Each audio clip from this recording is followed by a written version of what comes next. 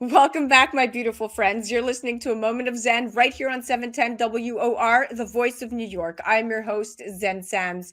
Now, up next in our Millennial Mom segment brought to us by Bice Cucina, I picked the feature of the week, and today I'm featuring my really good friend, Sari Katz. She's an advanced cosmetic injector and co-founder of Velour Medical and a dermatologist PA. She and I are chatting with teen entrepreneur Fiona Frills, CEO of clean beauty brand Frilliance. Now, the brand was founded by Fiona, who is a global teen influencer with close to 1 million followers on YouTube. Fiona launched the brand after years of struggling with brands that didn't understand teen skin.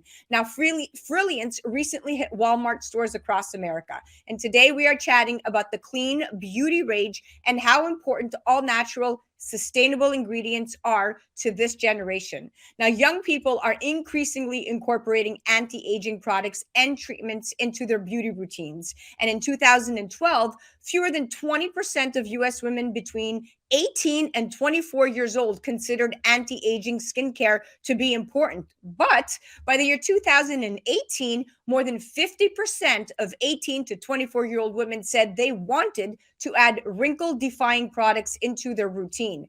Now, some younger beauty consumers say they're acting on an informed, science first approach to skincare, while others profess a fear of premature aging. Brands have made the fear of looking older into a very lucrative business, with the anti-aging market predicted to pull in over 88 billion in global sales by the year 2026. And here to chat clean and honest beauty.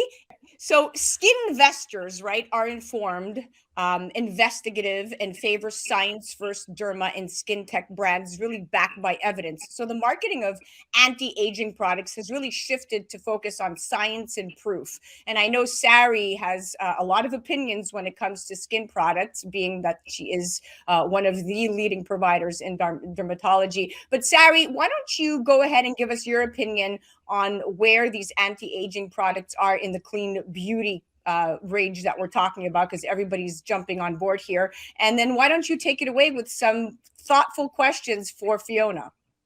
Absolutely. I mean, this industry, like you said, Zen, it's growing by the second. It's incredible how much focus has shifted on beauty, maintaining youth, reversing signs of aging and sun damage.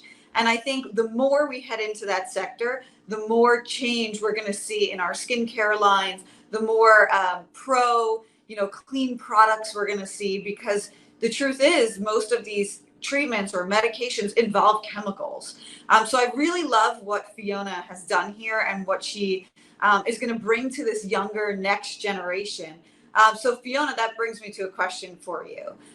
It says on your website that these products are junk free. Can you elaborate exactly what that means? Absolutely. There is so many products out there that are filled with just so many extra ingredients. They can be preservatives, parabens, phthalates, all of the gunk, all of the junk. And it's junk free. It's also a very easy word to use because like non-comedogenic is such a weird long word. So it's It like a is. easier way of putting that.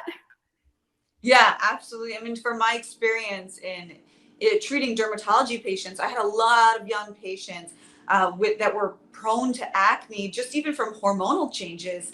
And then there would be this cycle of putting makeup on top to hide the acne that would only make the acne worse by clogging the pores. So yeah, you're right on there. This is definitely an important step in getting that skin to clear up, is having a little less gunk clogging. So, what gave you this idea in general for the skincare line?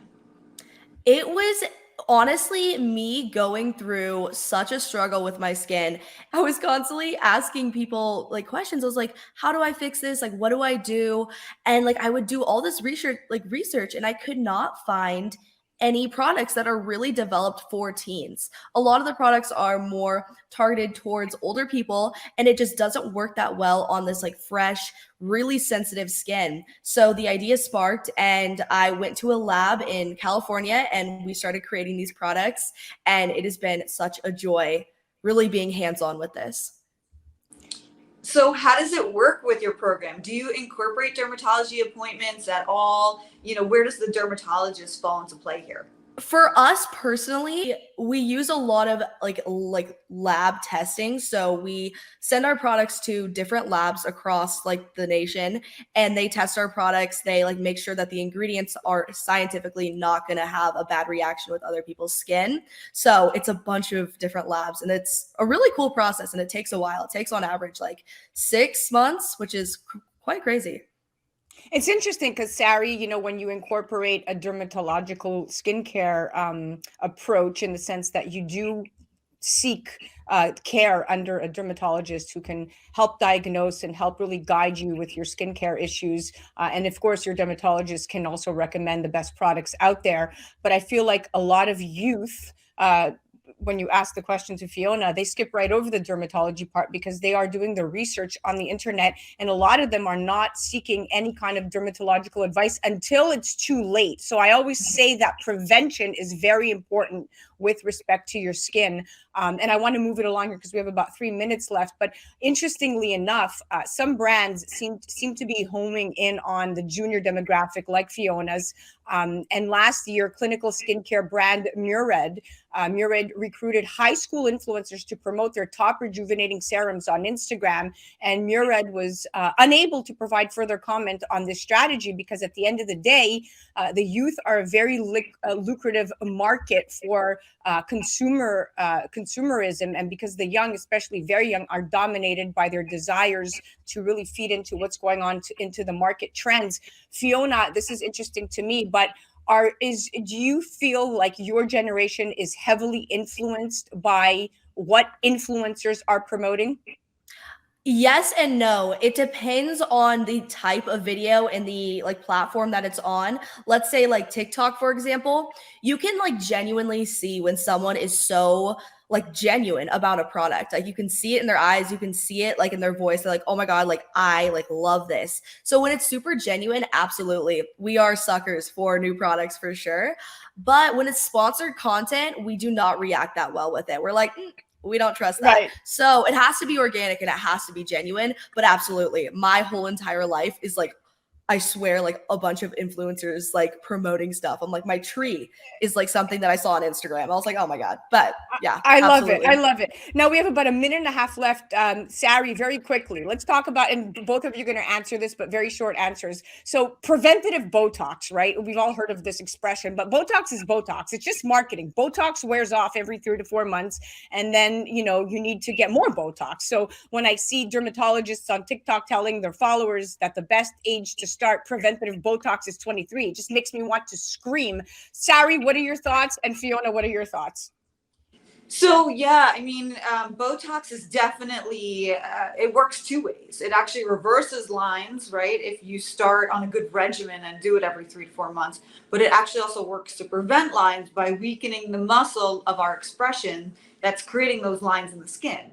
I do believe that preventative Botox does play a role here, but I will send away patients that are very young that don't quite need it. Because, first off, this is still a medication. We don't want to build up a resistance to a medication. We don't want to overuse a medication if we don't need it.